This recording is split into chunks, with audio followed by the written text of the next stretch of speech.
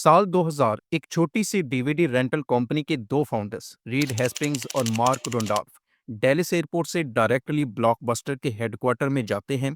उनके पास एक ऑफर है। अपनी पूरी कंपनी सिर्फ $50 मिलियन में बेच देना चाहते हैं। ब्लॉकबस्टर के सीईओ जॉन एंटिको मीटिंग रूम में आता है, प्रपोजल सुनता है और फिर लिटरली उन्हें ऑफिस से बेइज्जत करके निकाल देता है। आज वो छोटी सी कंपनी का नाम है नेटफ्लिक्स, जिसकी मार्केट वैल्यू तकरीबन $392 है, जो कि पाकिस्तान की जीडीपी के बराबर है। और ब्लॉकबस्टर का आज दुनिया में सिर्फ एक ऑफिस बचा है। लेकिन ये स्टोरी इतनी सिंपल नहीं है। आज की इस वीडियो में हम जानेंगे कि किस तरह नेटफ्लिक्स ने ब्लॉकबस्टर को तबाह किया और आज इतनी बड़ी कंपनी बनी।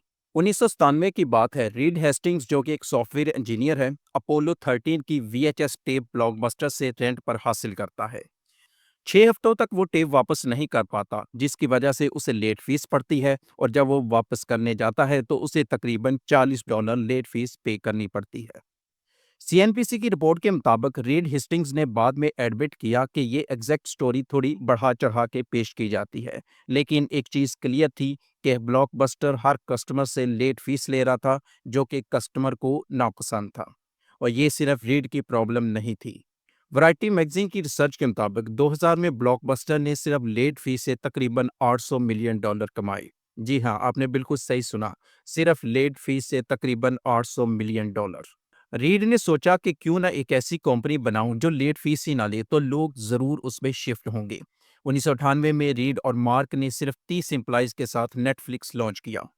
बिजनेस मॉडल बहुत सिंपल था। डीवीडी पोस्टल मेल से बेचो, कोई लेट फीस नहीं, और सब्सक्रिप्शन सिर्फ $16, जिसमें जितनी मर्जी डीवीडी रेंट करो, लेकिन एक टाइम में सिर्फ 4 डीवीडीज अपने पास रख सकते थे। पर मार्केट में तब डीवीडी प्लेयर ही नहीं थे। वैरायटी मैगजीन की रिपोर्ट के मुताबिक नेटफ्लिक्स ने इसका सोल्यूशन ये निकाला कि उसने तोशिबा, एचपी और सोनी के साथ एक डील की, जिसमें कस्टमर्स को हर नए डीवीडी प्लेयर के साथ नेटफ्लिक्स फ्री में मिलने लगा। ये स्ट्रेटेजी बहुत कामयाब हुई, लेकिन यहाँ पे मसला था कि प्रॉफिट नहीं आ रहा था। 2000 में कंपनी का टोटल लॉस तकरीबन $58 मिलियन पहुंच गया था।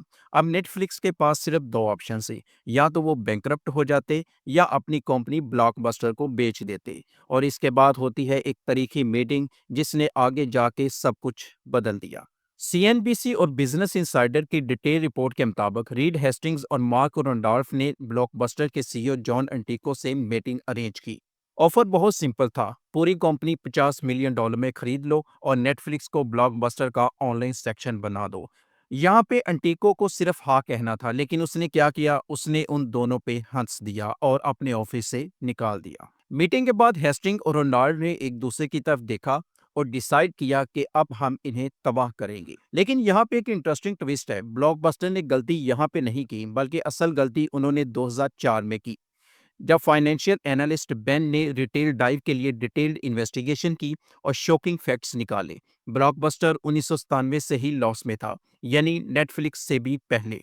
1996 से 2000 तक सिर्फ 2 साल प्रॉफिट में रहे।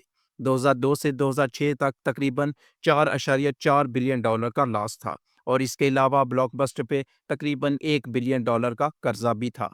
तो यहाँ पे आप सोच रहे होंगे कि फिर नेटफ्लिक्स ने ब्लॉकबस्टर को तबाह कैसे किया और किस तरह हेस्टिंग और रॉन्डॉल्फ ने मिलके ब्लॉकबस्टर कंपनी को खत्म किया। इसका जवाब आगे वीडियो में आपको मिलेगा। स्टोरी में आगे बढ़ने से पहले आपको यहाँ पे एक शख्स के बारे में जानना जरूरी है। उस शख्स का नाम है कार्ल एकन। ये वॉल स्ट्रीट का लेजेंडरी इन्वेस्टर और कॉर्पोरेट ट्रेडर है। 2004 में एकन ने ब्लॉकबस्टर के शेयर्स खरीदने शुरू किए। उनका प्लान था कि ब्लॉकबस्टर को प्रॉफिटेबल बनाना। पर ब्लॉकबस्टर के सीईओ जॉन एंटिको के पास एक अलग विजन थी। एंटिको ने नेटफ्लिक्स की ऑनलाइन ग्रोथ देखी थी। उन्होंने ब्लॉकबस्टर ऑनलाइन लॉन्च किया, जैसे कि नेटफ्लिक्स की सर्विस थी। 2005 में उन्होंने टोटल एक्सेस प्रोग्राम लॉन्च किया, जो कि ब्रिलियंट था कि ऑनलाइन डीवीडी ऑर्डर करो, स्टोर में डायरेक्टली एक्सचेंज करो। ये नेटफ्लिक्स से भी बेहतर था, क्योंकि नेटफ्लिक्स में मेल के लिए वेट करना पड़ता था। इसका रिजल्ट ये निकला कि पहले ही साल में तकरीबन 2 मिलियन सब्सक्राइबर मिल गए, जो कि नेटफ्लिक्स के क्वार्टर के बराबर थे। वैरायटी मैगजीन की रिपोर्ट्स के मुताबिक एंटीको स्ट्रेटजी काम कर रही थी।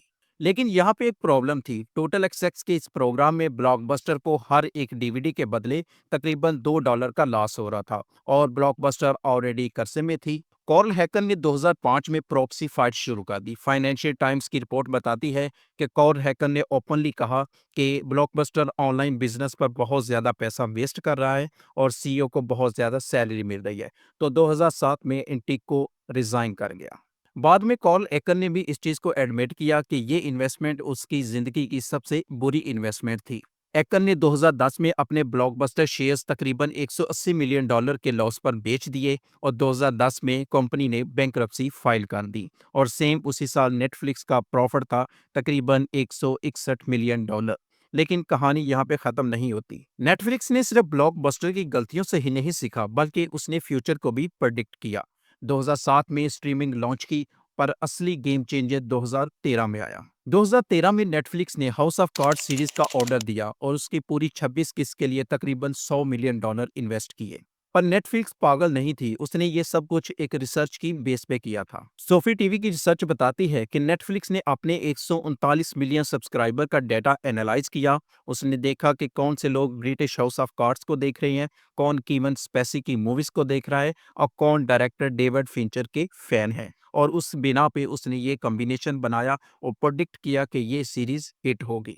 और हुआ भी बिल्कुल ऐसे ही। इस सीरीज के लॉन्च होते ही इसके पहले ही हफ्ते में नेटफ्लिक्स के मार्केट शेयर्स, इसका जो स्टॉक है वो 70% जंप कर गया और तकरीबन पहले ही क्वार्टर में 3 मिलियन नए सब्सक्राइबर आए।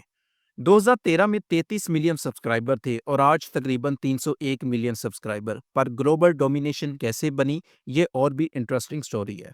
2010 में नेटफ्लिक्स कनाडा में लॉन्च हुआ। ये इसका पहला इंटरनेशनल एक्सपेंशन था और फिर इसके बाद बूम आ गया। 2011 में लैटिन अमेरिका में 43 कंट्रीज एक ही साथ में लॉन्च किया, जिसमें पोटेंशियल तकरीबन 600 मिलियन सब्सक्राइबर आ सकते थे। 2014 में यूके, फ्रांस और जर्मनी में लॉन्च हुआ, जबकि 2016 में दुनिया के बाकी सब कंट्रीज में लॉन्च कर दिया गया।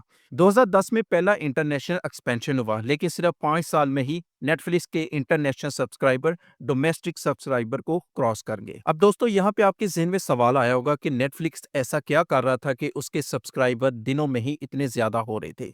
तो उसकी सबसे पहली रीजन थी कि उसने लोकल कंटेंट को प्रमोट किया। जिस तरह स्पेन में मनी हाइस्ट बनाया, कोरिया में स्क्विड गेम बनाया और इंडिया में सेक्रेड गेम्स बनाया।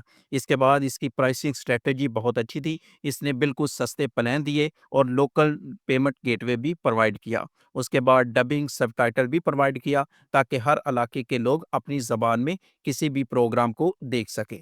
बिजनेस रिपोर्ट्स के मुताबिक नेटफ्लिक्स का 2024 में रेवेन्यू तकरीबन $39 बिलियन था और उसकी मार्केट वैल्यू तकरीबन $392 बिलियन थी और इसके टोटल सब्सक्राइबर 300 मिलियन को क्रॉस कर गए थे।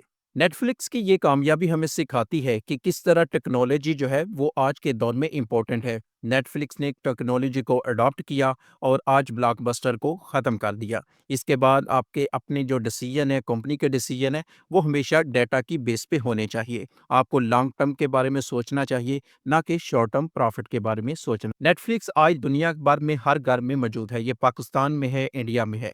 एक $40 की लेट फीस से शुरू होने वाली जर्नी आज तकरीबन $392 बिलियन तक पहुंच चुकी है। इस स्टोरी से हमें सबक मिलता है कि जब कस्टमर बोले तो उसे सुनो, जब टेक्नोलॉजी आए उसे अडॉप्ट करो और फ्यूचर में जंप करो, वरना आपका हाल भी ब्लॉकबस्टर की तरह हो जाएगा। अगर आपको आज की ये स्टोरी पसंद आई तो हमें लाइक कीजिए, शेयर कीजिए और नीचे कमेंट करके कोई भी स्टोरी हमारे साथ शेयर करें।